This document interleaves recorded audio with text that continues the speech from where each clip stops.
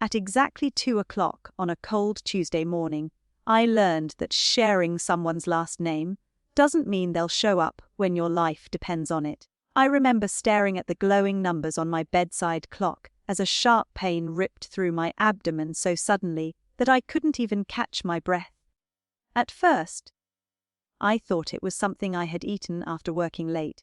As an estate planning attorney, deadlines had become a normal part of my life. Long hours, skipped meals, too much coffee. I blamed everything except what was really happening. Then the pain doubled. My knees buckled before I could reach the kitchen. I hit the hardwood floor so hard that my phone slid across the room. I tried to stand, but another wave of pain forced me back down. Every breath felt like someone twisting a knife deep inside my stomach. My neighbor, Ruth Ellison, heard something crash through the shared wall between our townhouses. Ruth was in her late 60s, lived alone, and had become more family to me over the years than many of my actual relatives. She knocked once before using the spare key I had given her years earlier for emergencies. The moment she saw me curled up on the floor, she didn't waste a second. "Selene, stay with me," she said while reaching for her phone. "I'm calling 911. I grabbed her wrist weakly. "Don't wake my family. They're probably asleep." She looked at me with a sadness I didn't understand until much later. "Right now? I don't care who's asleep." The ambulance arrived within minutes. The paramedics moved quickly, asking questions I barely had the strength to answer. My blood pressure was dropping, my pulse was racing. One of them gently squeezed my shoulder and said, "We're going to take good care of you." I wanted to believe him. During the ride to the hospital, I unlocked my phone with trembling fingers. My family had a group chat called Ashcroft Family. It had been active almost every day for years. Birthday plans, holiday dinners, Brandon asking for favors, my mother sending recipes nobody cooked, my father reminding everyone about family obligations. I typed slowly because every bump in the road sent another shock of pain through my body. "I'm in an ambulance. Doctors think I need emergency surgery. Please come to Memorial Hospital. I'm scared." Before I could second-guess myself, I pressed send. The little check mark appeared. Then another. Within less than a minute, the message showed as read by every single person in the chat. My father, my mother, Brandon. Even my aunt, who lived 2 states away, somehow saw it before anyone responded. I stared at the screen, waiting for those 3 little typing dots to appear. Nothing. I refreshed the conversation. Still nothing. I told myself they were probably grabbing their keys. Maybe they were already driving. Maybe no one wanted to text while rushing out the door. I kept making excuses, because that was what I had done my entire life. At the emergency room, everything happened so quickly that time stopped making sense. Nurses surrounded me. Blood tests. A cheat scan. Questions about allergies. Someone adjusted my AV while another nurse clipped a bracelet around my wrist. A surgeon introduced himself with calm eyes that couldn't quite hide the urgency in his voice. "Selene, you have a bowel obstruction. It looks serious, and there's evidence that blood flow may already be compromised. We need to operate immediately." I swallowed hard. "Can it wait until my family gets here?" He shook his head. "I'm sorry, we don't have that kind of time." My heart sank in a way that had nothing to do with surgery. I looked back at my phone. Still no messages, no calls, no one saying, "We're on our way." Just silence. A young nurse noticed me staring at the screen. "Do you want us to call someone?" she asked gently. "I already did," I whispered. She nodded without asking another question. Maybe she had seen that look before. Maybe hospitals are full of people waiting for someone who never comes. As they rolled my bed toward the operating room, Ruth caught up beside us. She had followed the ambulance in her old sedan, despite my protests. She squeezed my hand. "You'll see me when you wake up," I smiled through tears. "Thank you." She leaned closer. "You're not alone." Those were the last words I heard before the anesthesia began pulling me under. When I finally opened my eyes again, the room was quiet except for the steady rhythm of machines. My throat was dry, my body felt heavy. Everything hurt, but in a distant, manageable way. For a few seconds I couldn't remember where I was. Then I saw the hospital ceiling, the AV line, the monitors, and it all came back: surgery, the ambulance, the message. I turned my head toward the visitor's chair. Ruth was asleep with a blanket over her shoulders, her reading glasses slipping down her nose. She must have sensed me moving because her eyes opened immediately. Relief spread across her face. "You're awake." My first question wasn't about the surgery. It wasn't about my recovery. It wasn't even about the pain. "Where's my family?" Ruth hesitated. It lasted only a second, but it told me everything before she spoke. "They didn't come." I waited for her to explain. Maybe they were delayed. Maybe there had been an accident. Maybe security wouldn't let them in. Instead, she quietly added, "I've been here since they took you into surgery. No one has visited. No one has called the nurse's station. No one has asked how you're doing." Something inside me cracked, not loudly, not dramatically. It sounded more like the quiet snap of a thread that had been stretched for years. I turned away before Ruth could see the tears running into my hair. She rested a hand on my shoulder, but didn't try to comfort me with empty promises. She knew better. Several hours later, after the medication wore off enough for me to think clearly, I reached for my phone on the bedside table. My battery was nearly dead. Notifications covered the screen. Missed calls, voicemails, text messages, more than 80 missed calls. For one brief, foolish moment, hope returned. Maybe they had finally realized how serious everything was. Maybe they had been driving. Maybe they had spent the entire night trying to reach me while I was unconscious. Maybe I had been wrong. My hands shook as I unlocked the screen and prepared to listen to the first voicemail, convinced that somewhere inside those 80 missed calls was proof that my family actually loved me after all. The first voicemail wasn't from my mother asking if I was alive. It wasn't from my father apologizing for missing the surgery. It wasn't even from Brandon sounding worried for once in his life. It was my father's voice, impatient and irritated. "Selene, where are you? Graham says he can't move forward until you're here. Call me as soon as you get this." I frowned, confused. Move forward with what? I played the next message. This time it was Brandon. "Sis, seriously, answer your phone. We need your signature before the county office closes tomorrow." Dad's freaking out. Not a single word about my surgery. Not one question about whether I had survived. My stomach tightened for a reason that had nothing to do with the incision running across it. I listened to another voicemail, hoping one of them would finally ask if I was okay. My mother's soft voice filled the room. "Honey, please call your father when you can. He's very stressed today." That was it. Not, "How are you feeling?" Not, "We're sorry we weren't there." Just concern for my father's stress. I set the phone down and stared out the hospital window. Ruth quietly pretended to organize flowers someone from my law office had sent earlier that morning. She gave me space because she knew I needed it. "You don't have to listen to the rest today," she said gently. I nodded without looking at her. "I think I do." Over the next 20 minutes, I listened to every voicemail, 83 missed calls, 21 voice messages, 16 text messages. Every single one revolved around paperwork, signatures, meetings, or my father asking where I was. Not once did anyone mention the words hospital, surgery, doctor, or recovery. It was as if my emergency had become an inconvenience instead of a crisis. I finally called my father. He answered before the first ring had finished.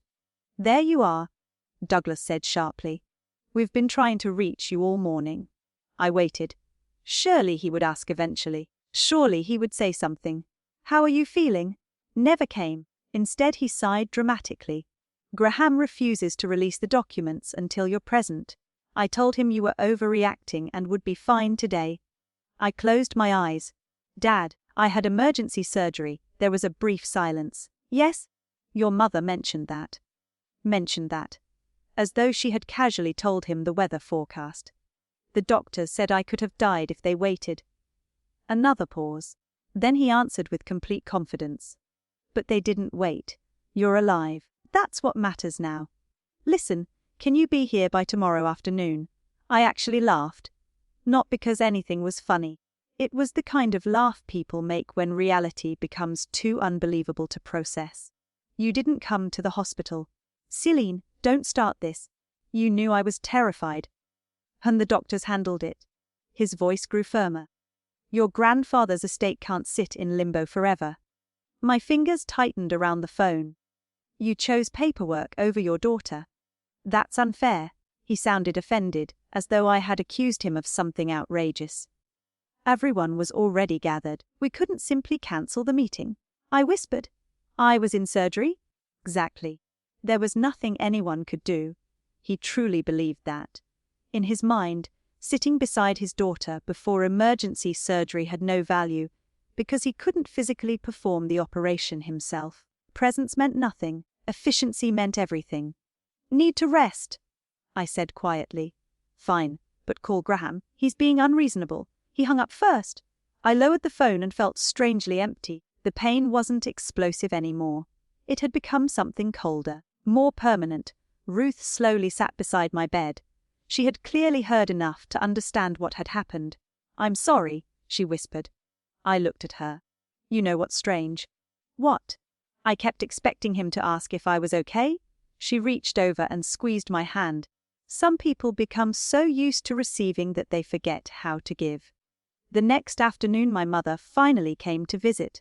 She arrived carrying a small bouquet from the hospital gift shop, looking exhausted but carefully avoiding my eyes.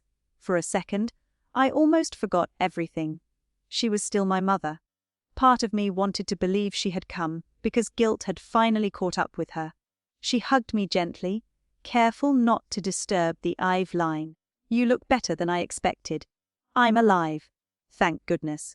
She sat down and smoothed invisible wrinkles from her skirt. The silence stretched between us until I finally asked the question that had been burning inside me. Why didn't you come?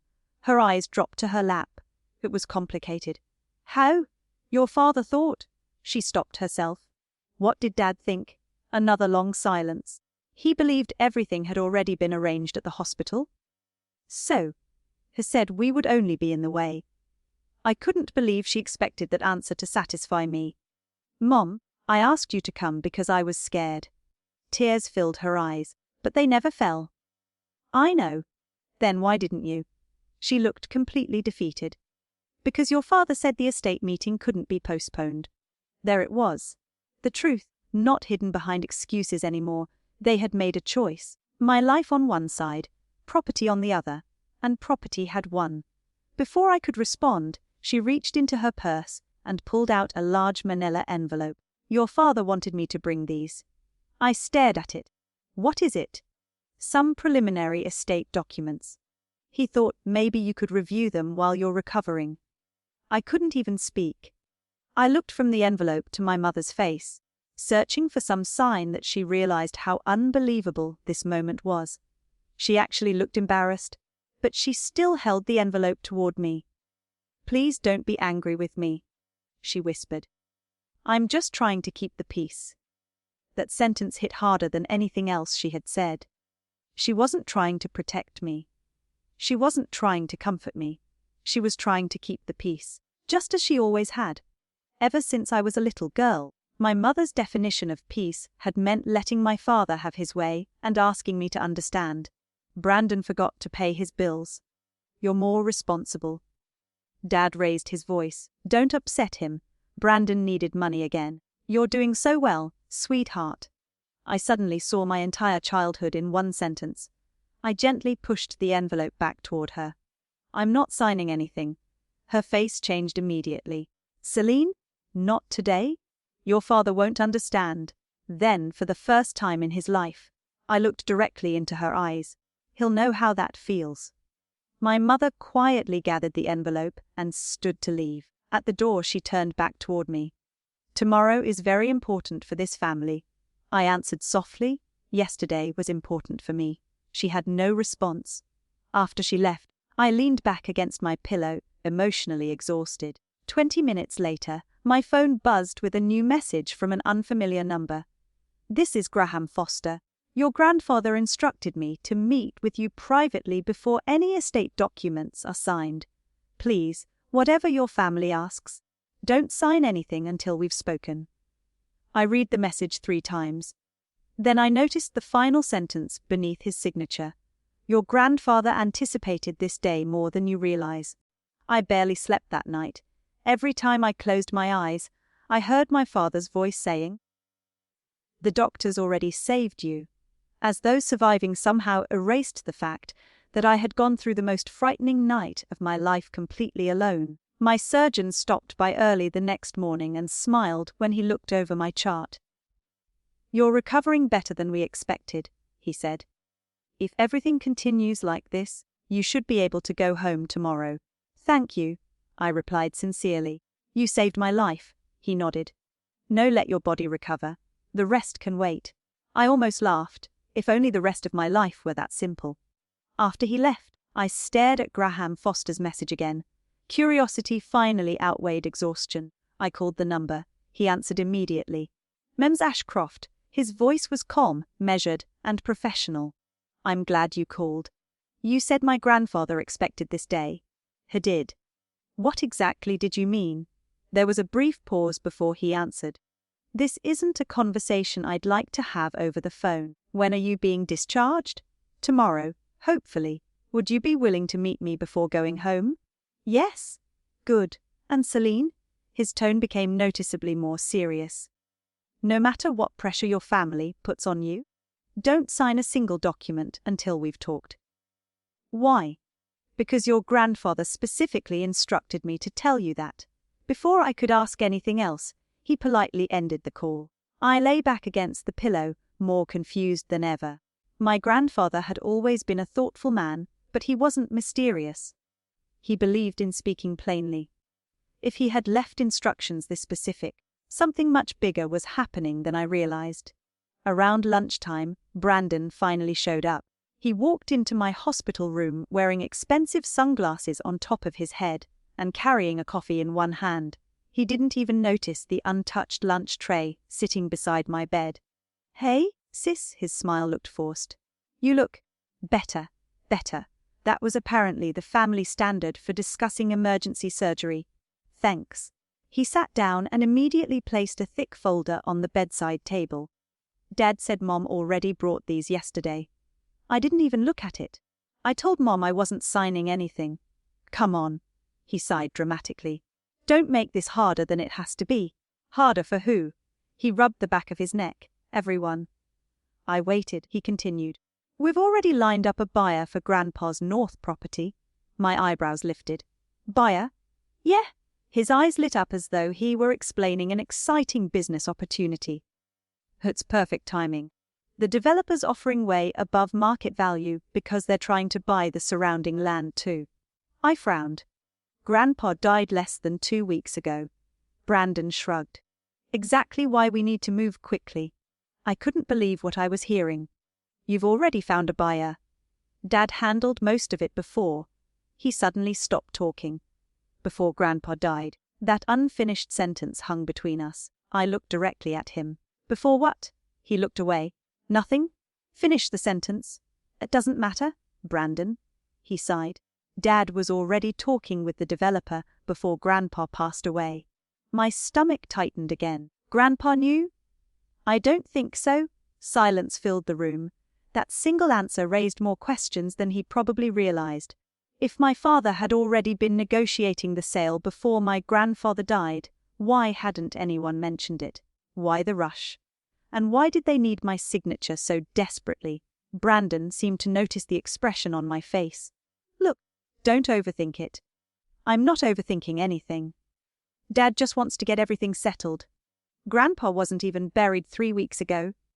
Brandon leaned forward. "You know how this works." "Actually," I answered quietly, "I do.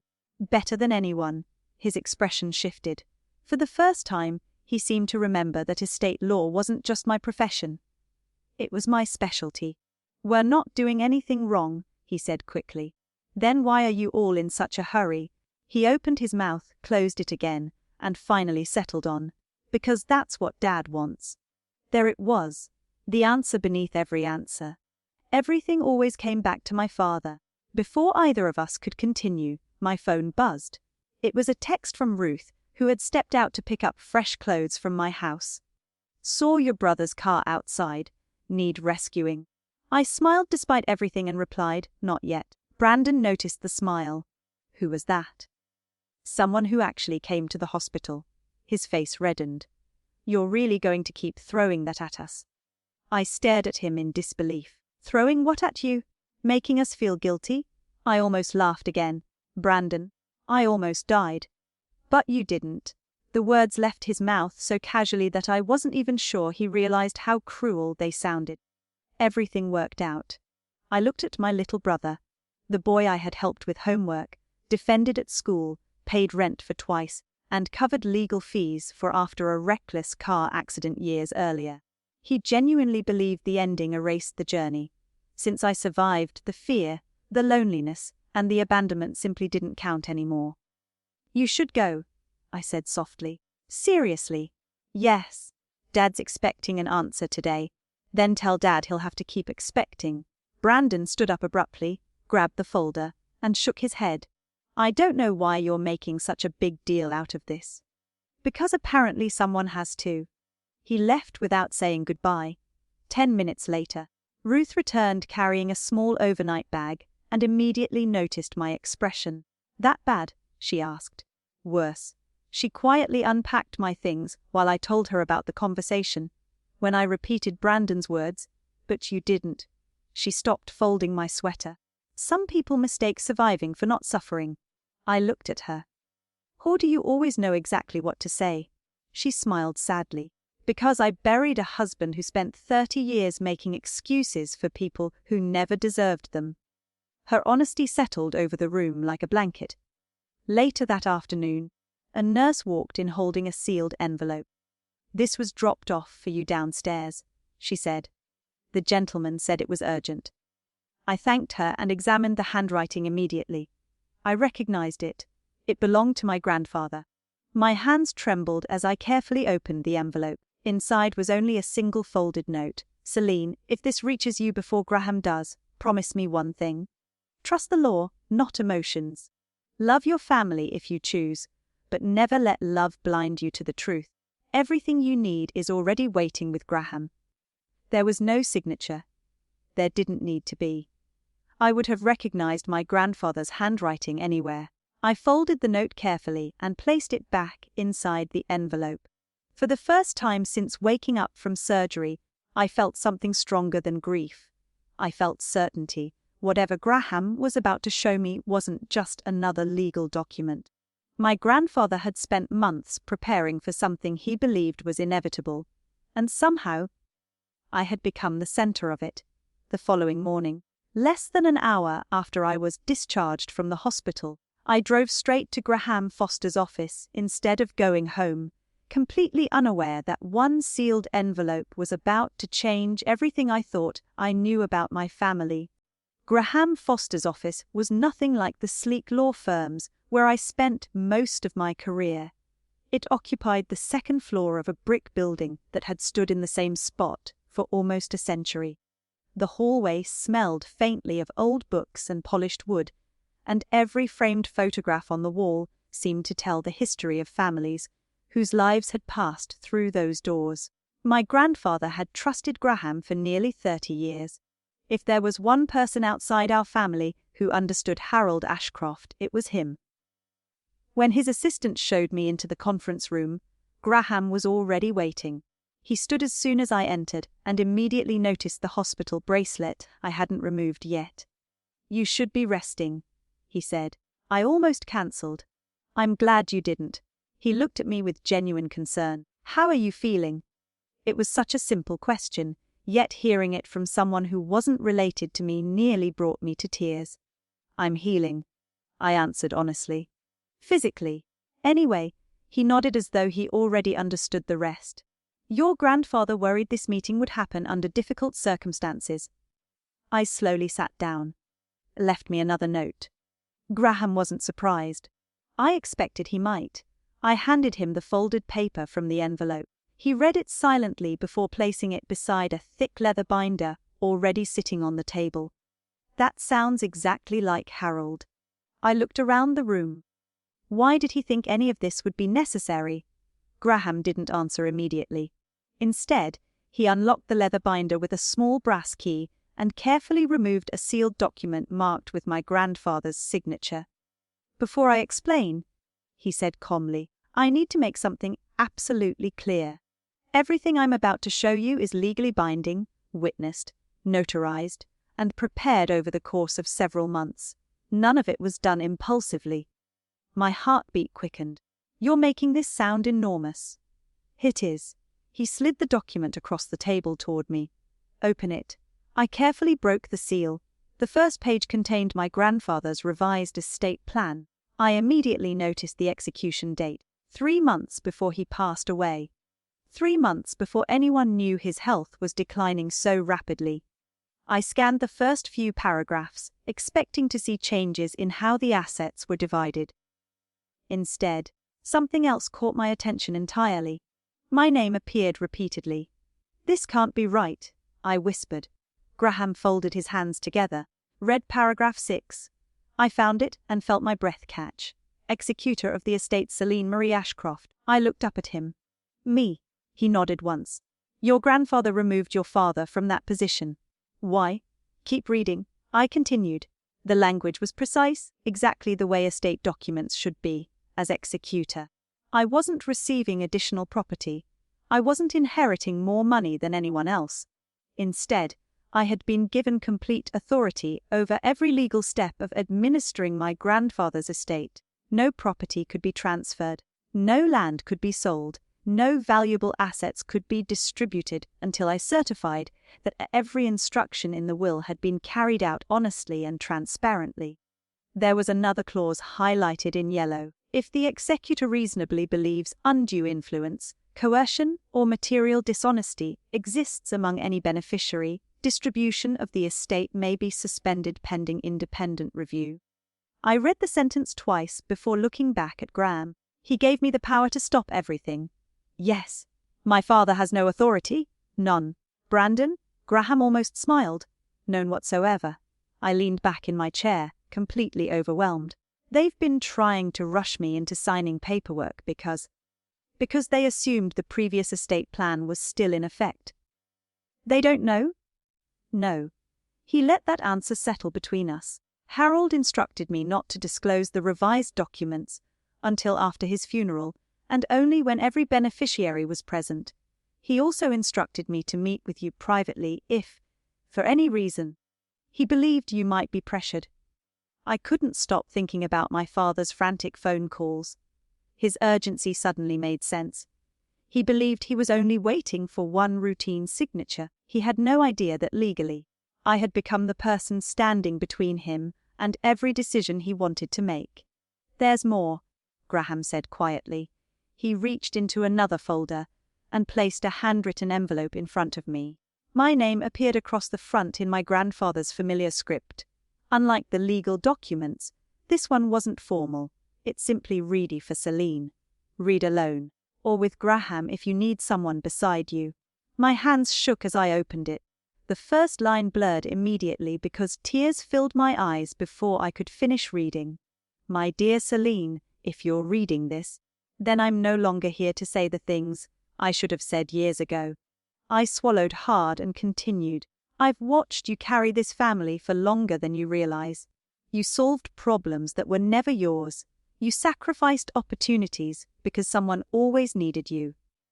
Every time I thanked you, you smiled and said it was simply what families do. But I noticed something that broke my heart." I stopped reading for a moment. Graham quietly looked out the window, giving me privacy even though we sat only a few feet apart. I forced myself to continue. "No one ever asked what you needed." My vision blurred again. "Your father loves you in the only way he understands, but love without fairness eventually becomes selfishness. Brandon never learned balance because he was never required to. Your mother chose peace so often that she accidentally abandoned justice. None of this is your fault." A tear landed on the paper. I quickly wiped it away before the ink could smear. "I'm making you executor not because you're my granddaughter, but because you're the only person I trust to do what's right even when it hurts. I suspect there will be pressure. There may even be anger. Remember this: people reveal who they truly are when they believe something belongs to them." I slowly lowered the letter. My grandfather hadn't predicted specific events. He had understood people. He had understood our family. Knew, I whispered. Graham nodded sadly. He noticed things most people missed. Why didn't he say anything while he was alive? Graham took a slow breath before answering. Because he hoped they would change on their own. I stared down at the letter again. And when they didn't, had prepared for the day they would have to face themselves. Graham then opened another folder and removed several financial reports. These aren't accusations, he explained. They're simply records your grandfather asked me to preserve. The reports showed property appraisals, meeting notes, correspondence with real estate consultants, and preliminary proposals regarding the sale of the family's North acreage. My eyes stopped on one particular document. It was dated almost 6 weeks before my grandfather died. At the bottom of the page appeared my father's signature beside the name of a commercial developer. No, I whispered. Graham remained silent while I continued reading. The agreement wasn't finalized, but it outlined negotiations to sell part of the estate before ownership had legally transferred after my grandfather's death. Dad was already negotiating, I asked. It appears discussions began while Harold was still alive. Did Grandpa know? Graham looked directly into my eyes. He discovered it by accident. The room suddenly felt much smaller. My father hadn't simply wanted to sell property quickly after the funeral. He had already been planning the sale before my grandfather was gone. Everything about the rushed meetings, the endless phone calls, Brandon's desperation, it all clicked into place. Graham carefully slid one final document toward me. Before you leave today, he said, there's one decision only you can make. I looked down at the page. It was a formal notice allowing the executor to temporarily suspend all estate transactions until a complete independent audit could be performed. I didn't hesitate. I picked up the pen. This would not transfer ownership. It would not punish anyone. It would simply freeze every sale, every transfer, and every financial decision until the truth was fully examined. I signed my name slowly and deliberately. Graham witnessed it immediately. It's done, he said. As of this moment, no one can move forward without your approval. I carefully folded my grandfather's letter and placed it inside my purse. For the first time in years, I wasn't saying yes because someone expected me to. I was saying no because someone had finally believed I deserved the right to choose. As I walked toward the parking lot, my phone began vibrating over and over again. Douglas, Brandon, my mother, then Douglas again. They had just discovered that every plan they had spent weeks putting together had come to a complete stop, and none of them yet understood that I was the reason why. Walking out of Graham's office, I expected to feel triumphant. Instead, I felt strangely calm. For years, I had believed that standing up for myself would require shouting, fighting, or humiliating the people who had hurt me. My grandfather had chosen a different path for me. He hadn't handed me revenge. He had handed me responsibility. The audit authorization sat inside my purse, already filed electronically by Graham's office. Every transfer related to the estate had been frozen before I even reached my car. I hadn't taken anything away from my family. I had simply required them to follow the law. My phone buzzed again before I started the engine, Dad. I let it ring. A second later Brandon called. Then Mom. Then Dad again. After the 7th missed call, I finally answered. What did you do? Douglas demanded before I could even say hello. His voice was louder than I had ever heard it. Good afternoon to you too. Don't play games with me? I'm not. The title company just called. They said every transaction has been suspended. That's correct. Why? I looked through the windshield at the quiet parking lot before answering. Because an independent audit is being conducted. Silence. Then came a laugh that sounded more annoyed than amused. You can't do that. Actually, I can. Who told you that? The estate documents. What estate documents? I realized then that he genuinely had no idea. He still believed I was acting on my own, the ones Grandpa signed. Selene. His tone became colder. Stop this nonsense immediately. No. You're embarrassing this family. No, Dad. I answered as calmly as I could. I'm protecting Grandpa's wishes. His breathing grew heavier on the other end. This isn't what he wanted. How would you know? Another silence. Then the line went dead. He had hung up. 5 minutes later, Brandon called again. Against my better judgment, I answered. Sis, please tell me this is some misunderstanding. It's not. Dad's losing his mind. I'm aware. The buyer is threatening to walk away. That's unfortunate. Do you know how much money we're talking about? No, exactly how much. Then why are you doing this? I pulled into a nearby coffee shop parking lot before responding. Because Grandpa asked me to? Brandon laughed nervously. Seriously? Stop joking. I'm not joking. Dad said Graham's putting ideas in your head. No? I looked down at my grandfather's letter resting on the passenger seat. Grandpa did that himself. Brandon fell quiet. What are you talking about? You'll find out soon enough. I ended the call before he could ask another question. Instead of driving home, I stopped at my office for the first time since the surgery. The receptionist nearly cried when she saw me. Selene, we heard what happened. My co-workers surrounded me with hugs, flowers, and questions that my own family had never asked. Are you feeling okay? Do you need more time off? Can we bring you dinner this week? Their kindness felt almost overwhelming because it required nothing in return. Later that afternoon, I met the independent forensic accountant Graham had recommended. His name was Victor Chen, a quiet man with decades of experience investigating estate disputes. He spread several files across the conference table. My job isn't to accuse anyone, he explained. My job is to verify facts. That's exactly what I want. He nodded approvingly. Then let's begin. For nearly 3 hours we reviewed property records, bank statements, appraisal histories, and correspondence. Victor noticed things I had completely overlooked. Several antique valuations had been updated unusually quickly after Grandpa's death. Maintenance invoices for the North property had suddenly increased during the previous 6 months. Most interesting of all, someone had requested preliminary title searches before probate had officially begun. That's unusual, Victor said carefully. Illegal, I asked. Not necessarily. He adjusted his glasses. But definitely premature. Every answer raised 2 more questions. We weren't uncovering evidence of theft. We were uncovering a pattern of urgency. Someone wanted the estate settled as quickly as possible.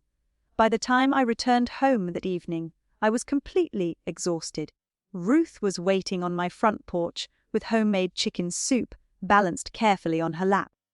I guessed you wouldn't have cooked, she said with a smile. I laughed softly. You're right. We ate together in my kitchen while I told her everything Graham had revealed. She listened without interrupting until I finished. So your grandfather trusted you more than anyone else. Apparently. Does that surprise you? I thought about it honestly. Yes. She shook her head gently. It doesn't surprise me at all. Why not? She smiled. Because every time something went wrong in your family, who fixed it? Usually me. Who remembered birthdays? Mick. Who drove your grandfather to appointments when everyone else was busy? I looked down at my bowl. Men? Who sacrificed vacations because Brandon needed another loan? I sighed. Me. Ruth reached across the table and touched my hand. Sometimes the person everyone depends on is the only person they never truly see. That sentence stayed with me long after she left. The following morning, I woke to pounding on my front door. I glanced at the clock, 7:30. My incision still ached as I slowly walked downstairs. Through the window I saw my father standing outside with Brandon beside him. Neither looked happy. I opened the door but didn't invite them inside. Douglas didn't waste a second. We're ending this today? Good morning, Dad. Enough sarcasm. He held up another stack of papers. Sign these. I didn't even look at them. No, you haven't read them. I don't need to. His face flushed with anger. You're acting like a child. Interesting. I folded my arms carefully to avoid pulling the stitches. I was thinking the same thing. Brandon stepped forward, trying a softer approach. Sis, please. We all know Grandpa would have wanted us together. He did. I answered quietly. That's why he left instructions. They exchanged confused glances. My father narrowed his eyes. What instructions? I realized this was the first moment either of them had considered the possibility that they didn't know everything. "You'll hear them at the family meeting," I said. Douglas took one threatening step closer. "Tell me now." I met his eyes without flinching. No. For the first time in my life, my father couldn't force the answer he wanted. He looked stunned by the simple fact that I refused to give in. Finally, he pointed a finger toward me. "You'll regret embarrassing this family." I answered with complete honesty. "The only thing I regret is believing for 34 years that I had to earn the love that should have been given freely." My father stared at me for several long seconds before turning away. Brandon hesitated as though he wanted to say something, but instead he followed him back to the car. I watched them drive away, feeling neither victorious nor guilty, just free. Less than an hour later, Victor called. "Selene," he said quietly. "The preliminary audit just uncovered something you need to see immediately. I think your grandfather suspected much more than simple favoritism." Victor rarely sounded emotional. During the years he had spent investigating estates and financial disputes, he had probably seen every variation of greed that money could inspire. That was why the tension in his voice immediately caught my attention. "Can you come to my office?" he asked. "It's better if I show you instead of explaining it over the phone." I was there within 40 minutes. My incision still hurt every time I sat down, but curiosity pushed the discomfort into the background. Victor had several documents spread across the conference table. Yellow tabs marked different pages. He looked up as I entered. "I've verified everything at least twice." I sat across from him. "What did you find?" He slid the first document toward me. "These are email records between your father and the commercial developer." I skimmed the pages, recognizing Douglas's email address immediately. The earliest message was dated almost 2 months before my grandfather passed away. My eyes widened as I continued reading. The developer had asked whether all beneficiaries were aware that negotiations had already begun. My father had replied, "No, they'll understand once everything is finalized." I looked up slowly. "He never intended to tell us." Victor nodded. "It appears that way." He pushed another document forward. "This one concerns the appraisal. The original valuation of the North property was nearly 30% higher than the amount listed in the proposed sale agreement." "Why is there such a difference?" I asked. Victor tapped the page with his pen. "Because the developer wasn't buying the property at market value." "Then why would Dad agree?" Victor remained silent for a moment before answering. "Sometimes people accept a lower price because they're receiving benefits outside the written contract." I understood exactly what he was implying. "You're saying there may have been side agreements." "I'm saying the numbers deserve investigation." I leaned back, trying to process everything.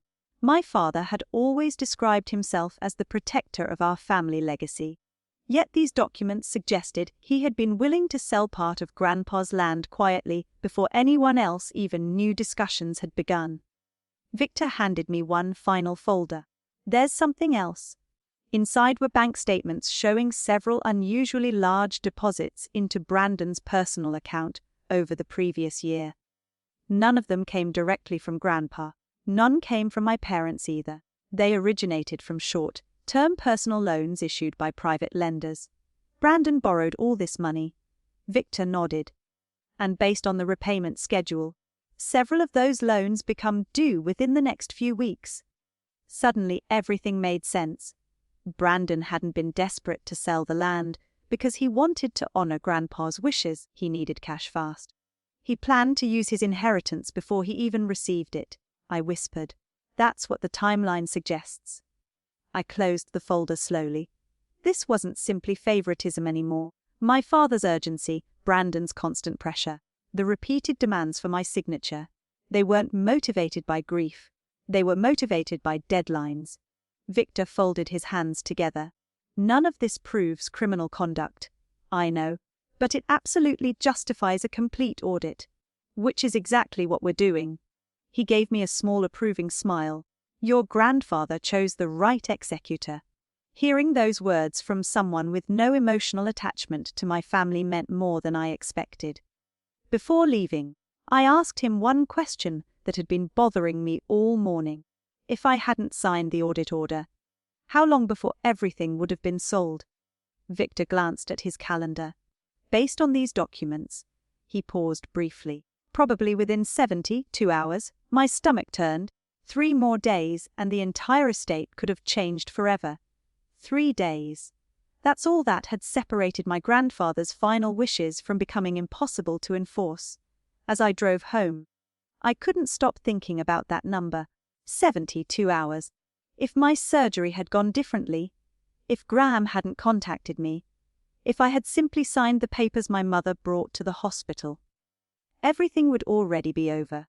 My phone buzzed with a text from my mother. "Can we please talk? Alone." I hesitated before replying. "Come by this evening." She arrived just after 6 carrying another small bouquet, though this time she left it on the porch before stepping inside. She looked older than she had only a week earlier. The lines around her eyes seemed deeper, and she kept twisting her wedding ring nervously as we sat across from each other in the living room. Neither of us spoke for nearly a minute. Finally, she broke the silence. "Your father doesn't know I'm here." "Guessed that?" She nodded. "He's furious." "Hurt me? Hurt everyone?" She took a deep breath. "Mostly because he doesn't understand why you're refusing to cooperate." I looked at her carefully. "Do you?" Her eyes filled with tears. "I think I'm starting to." That surprised me. "What changed?" She lowered her head. "The hospital? What about it?" "I keep thinking about you waking up alone." Her voice trembled. "I can't stop imagining how frightened you must have been." I stayed silent. She continued. "I've spent 30 years convincing myself that keeping your father happy meant keeping the family together." Another tear rolled down her cheek. "Now I'm beginning to wonder if I was only helping him push you away." It was the closest thing to honesty I had heard from my mother in years. "Mom!" She shook her head. "No, let me finish." She wiped her eyes with a tissue. "When you were 12, you won that statewide writing competition." I remembered it immediately. I had been invited to receive an award in another city. My father skipped the ceremony because Brandon had a baseball tournament that same weekend. My mother stayed with Brandon too. Grandpa had taken me instead. "I told myself we'd celebrate later," she whispered. "We never did." I hadn't thought about that day in years. "When you graduated law school, your father left the ceremony early because Brandon needed help moving apartments." I remembered that too. Grandpa had taken me to dinner afterward.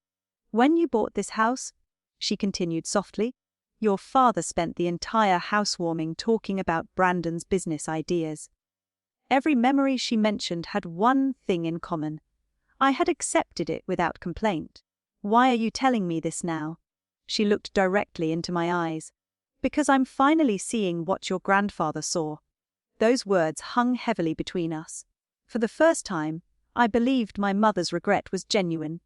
It didn't erase decades of silence, but it sounded real. Before leaving, she reached into her purse and removed a folded piece of paper. "Your father asked me to destroy this." I accepted it cautiously. It was a printed agenda for the family estate meeting originally scheduled the day after my surgery. At the bottom someone had handwritten several notes. One line immediately caught my attention. "Obtain Selene's signature before attorney review." I slowly looked back at my mother. "Where did this come from?" "It was on your father's desk." "Why didn't you throw it away?" She gave a sad smile. "Because for the first time in my life, I wanted to do the right thing instead of the easy thing." After she left, I stared at the handwritten note for several minutes before carefully placing it inside the growing folder of documents Graham and Victor had helped me assemble.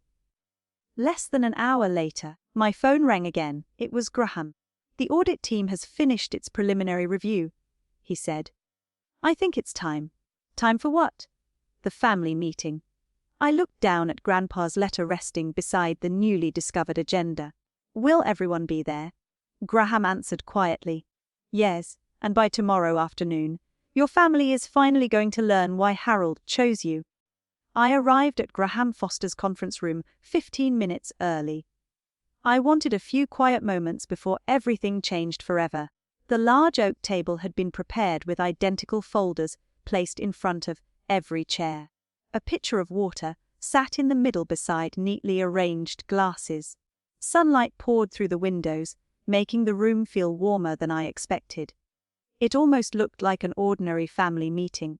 The only difference was that everyone walking through those doors believed they already knew how the day would end. They were wrong. Graham entered carrying several additional files before taking his place at the head of the table. He gave me a reassuring nod. "Are you ready?" I took a slow breath. "I don't know. You don't need to be." He adjusted his glasses. "You only need to tell the truth." One by one my family arrived. Brandon walked in first, avoiding eye contact with me completely. My mother followed quietly, looking nervous but strangely lighter than she had a week earlier. Then my father entered with the confidence of a man who still believed he could control the room simply by raising his voice. The moment he saw me sitting beside Graham instead of across the table with the rest of the family, his expression hardened. "What's this?" he asked. Graham calmly replied, "Please have a seat, Douglas." "Not until someone explains why she's sitting there." "Because," Graham answered evenly, "that is where the executor belongs." My father's forehead wrinkled. "Executor." Graham waited until everyone had taken their seats before opening the first folder. "Thank you all for coming. Today we will complete the formal reading of Harold Ashcroft's final estate documents." Douglas leaned back impatiently. "Let's just get on with it." Graham nodded. "Very well." He began reading the will exactly as written. The opening sections covered charitable donations, personal gifts, and several family heirlooms. Nothing unusual. My father relaxed visibly, convinced everything was unfolding as expected. Then Graham reached the revised appointment clause. He looked up briefly before continuing. "Hereby appoint my granddaughter, Selene Murray Ashcroft, as sole executor of my estate." Silence. Complete silence. My father blinked once. "What?" Graham calmly repeated the sentence. Brandon looked from me to my father in complete confusion. My mother slowly lowered her eyes as though she had already expected something significant, but not this significant. Douglas leaned forward sharply. "That's impossible." Graham placed the notarized document on the table. "It is legally executed, witnessed, and valid." "No." My father shook his head. "I was always executor. Under the previous estate plan." Graham's voice remained perfectly calm. "Harold amended his will 3 months before his passing." My father's face lost all color. "Why wasn't I informed?" Graham answered without hesitation. "Because Harold specifically instructed me not to disclose the amendment until this meeting." Brandon finally found his voice. "So, what does that actually mean?" Graham looked toward me. "It means your sister has full legal authority over administration of the estate." Brandon stared at me in disbelief. "You?" I met his eyes calmly. "Yes." My father slammed both hands against the table. "This is ridiculous." Graham didn't react. "Please remain seated." "Who would never have done this?" Graham quietly opened another envelope. "Actually," he removed a folded handwritten letter. He anticipated that exact response. My heart immediately recognized the familiar handwriting. Graham unfolded the pages carefully. Harold requested that this letter be read aloud if any beneficiary questioned his decision. The room became completely still. Graham began reading. "To my family, if you are hearing these words, then someone has likely questioned why Selene was chosen instead of Douglas." My father crossed his arms tightly but said nothing. Graham continued. "The answer is simple. Trust is earned through years of actions, not through titles or expectations." I glanced toward my mother. Tears were already rolling silently down her cheeks. Selene never asked for recognition. She simply carried burdens that belonged to everyone else. She solved problems quietly while others accepted the credit. She protected this family even when this family failed to protect her. Brandon slowly lowered his head. Graham's voice remained steady. "Douglas, you taught your children many valuable lessons. Unfortunately, fairness was not among them." My father's jaw tightened so hard, I thought he might interrupt. He didn't. Brandon, I loved you deeply, but love without accountability becomes entitlement. Brandon stared at the table without moving. Graham turned another page. Helena, peace purchased through silence is often paid for by the innocent. My mother quietly covered her face with both hands. Every sentence seemed to remove another layer of denial that had surrounded our family for years. Then Graham reached the final paragraph. If the day ever comes when my family values my property more than one another, then my greatest inheritance will not be my land, it will be the truth. No one spoke. Graham carefully folded the letter and placed it back into its envelope. My father suddenly stood so quickly that his chair nearly tipped backward. This is manipulation. His voice echoed through the room. You turned him against us. Graham calmly shook his head. I carried out his instructions. My father pointed directly at me. And you planned this. I remained seated. No, Dad, you're enjoying this. I looked at him quietly. Do you know what I would have enjoyed? He frowned. Having my father sit beside me before emergency surgery. The room fell silent again.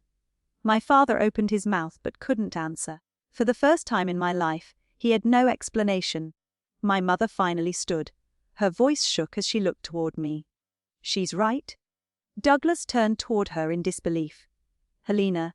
She interrupted him for the first time I had ever witnessed. No, everyone stared at her. I should have gone to the hospital.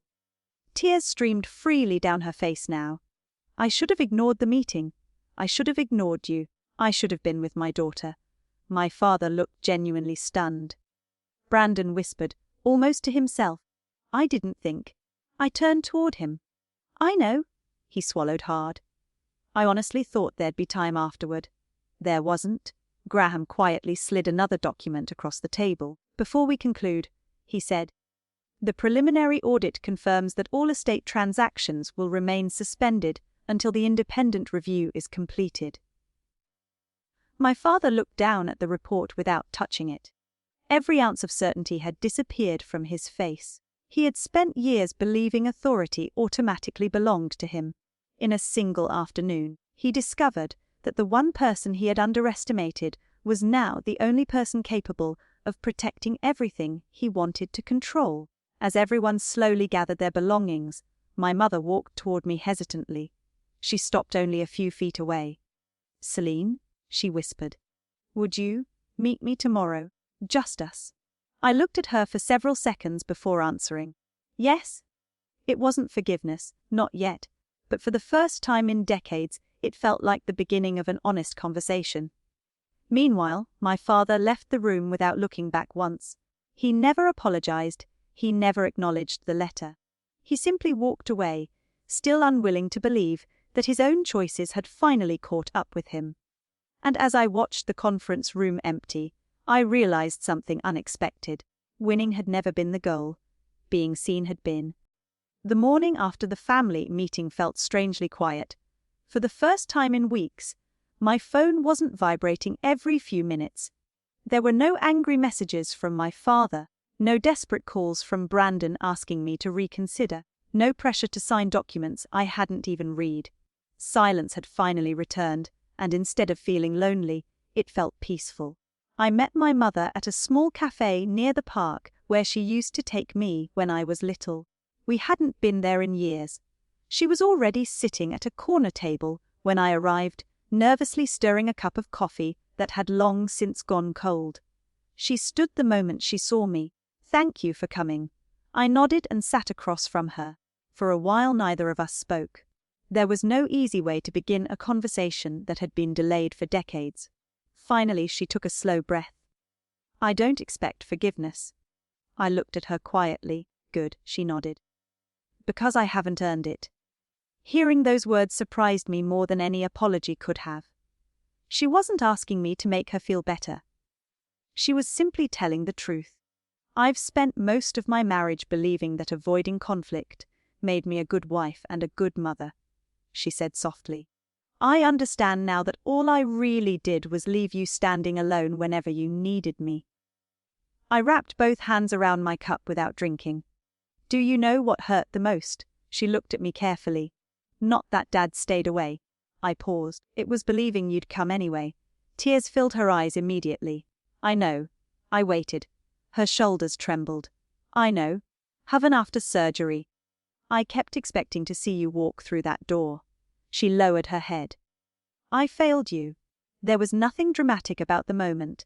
No raised voices, no accusations, just two women finally speaking honestly after years of pretending everything was fine. She reached into her purse and handed me a folded sheet of paper. What's this?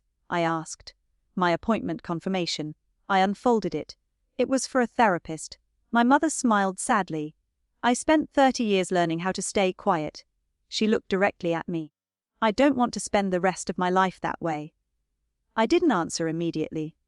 I simply folded the paper again and handed it back. It didn't erase the past. But it was the first step I had ever seen her take for herself instead of for someone else. 2 weeks later, the independent audit was officially completed. Graham and Victor invited me back to the office to review the final report before presenting it to the family. Victor summarized everything in a calm, professional tone. We found no evidence that estate funds were stolen. I nodded. That's good. However, he continued, the investigation confirmed repeated attempts to accelerate asset transfers before proper probate procedures had been completed. Graham added, several transactions were initiated prematurely. None became legally effective because they required approval from the executor. I looked down at the report. Grandpa had been right. The law hadn't punished anyone. It had simply protected the truth long enough for everyone to see it. With the audit complete, I approved the distribution exactly as my grandfather had instructed. Every beneficiary received what the will intended. No more, no less. The North property wasn't sold. Instead, it remained in the family under the conditions Grandpa had established years earlier. The antiques were donated according to his written wishes. The lake house stayed jointly owned, making it impossible for one person to quietly sell it without everyone else's agreement. It wasn't revenge. It was exactly what Harold Ashcroft had wanted all along.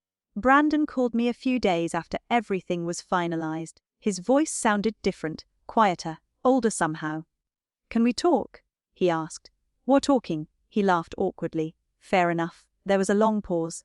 I wanted to say, I'm sorry, I stayed silent. Not because I lost anything, he continued quickly.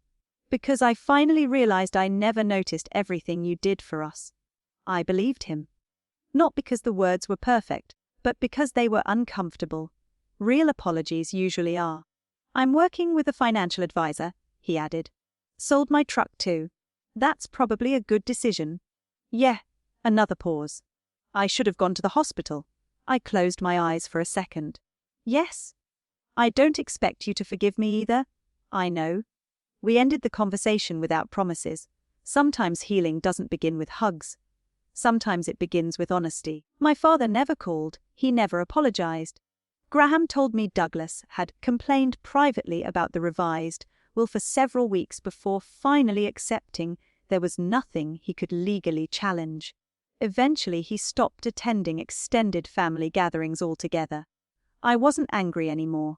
I was simply finished waiting for him to become someone he had never chosen to be. A month after the estate closed, I returned to Memorial Hospital for my final follow-up appointment. The surgeon smiled as he reviewed my chart. Everything looks excellent, he said. You've healed well.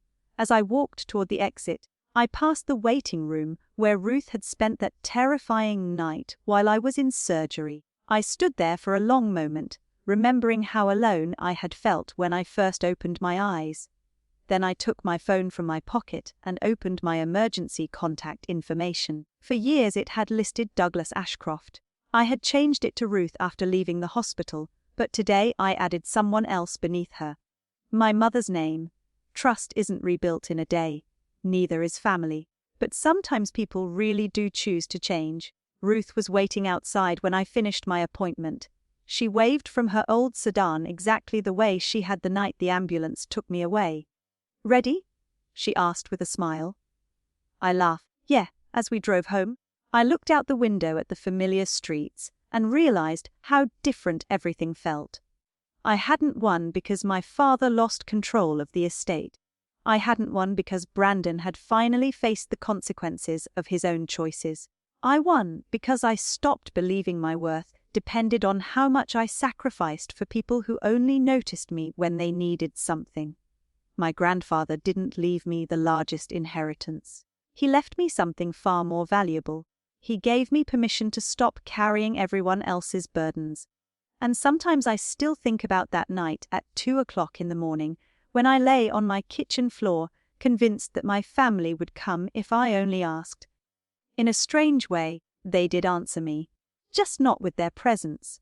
They answered with their absence. That silence broke my heart, but it also set me free, because the people who truly belong in your life aren't the ones who show up when they need your signature.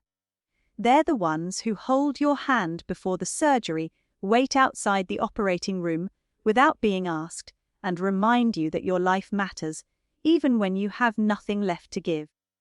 And if you've ever had to learn that lesson the hard way, I'd love to know what finally showed you who your real family was.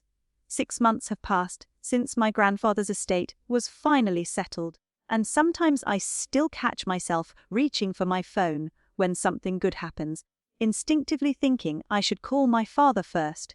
Old habits don't disappear overnight. They fade little by little until one day you realize they no longer control you. My life looks surprisingly ordinary now, and I think that's the greatest gift I could have received. I went back to practicing law full-time, but I no longer stay late every evening trying to rescue everyone else's problems before taking care of my own. I learned that compassion and self-sacrifice are not the same thing. One strengthens you, the other slowly empties you. My mother has kept every therapy appointment she promised she would attend. We meet for lunch once every couple of weeks, and our conversations are different now. She asks about my work. She remembers my court dates. She listens instead of trying to smooth everything over. We're still rebuilding what was broken, but for the first time, we're building something honest instead of pretending everything is perfect. Brandon surprised me the most. He found a steady job, sold several things he couldn't really afford, and paid off the loans that had pushed him into making desperate decisions. We aren't especially close, but we're finally becoming something we never really were before. 2 adults who tell each other the truth. Every now and then he'll send me a picture of Grandpa's old fishing spot or a recipe Grandpa used to make, and neither of us has to pretend the past didn't happen. We simply acknowledge it and keep moving forward. My father remains exactly where he has always chosen to stand. We haven't spoken since the estate closed. At first, I kept wondering if he would eventually call, apologize, or admit that he had been wrong. Then one morning I realized something important. Waiting for someone else to change was another way of putting my own life on hold, so I stopped waiting. I don't hate him. I simply accept that some people protect their pride more fiercely than their relationships. That choice belongs to him, not to me. Last week I visited my grandfather's grave with Ruth. We placed fresh flowers beside the headstone and sat there for nearly an hour talking about completely ordinary things. Before we left, I rested my hand on the cool stone and quietly thanked him, not for making me the executor, not for trusting me with his estate. I thanked him because he saw me long before I learned how to see myself. He reminded me that my value was never measured by how much I could carry for everyone else. As Ruth and I walked back toward the parking lot, she smiled and asked, "Do you think Harold would be proud of you?" I smiled back without hesitation. I think he'd be proud that I finally learned the lesson he spent years trying to teach me. Looking back now, I realized the night I was rushed into emergency surgery wasn't the worst night of my life. It was the night that finally opened my eyes. I lost the illusion that love should be earned through endless sacrifice, but I found something much better in its place: peace, boundaries, and the freedom to choose the people who choose me back. And if there's one thing I hope anyone listening takes away from my story, it's this: the people who truly love you never make you prove your worth showing up for. So tell me honestly, have you ever discovered that the family who stood beside you wasn't the family you were born into?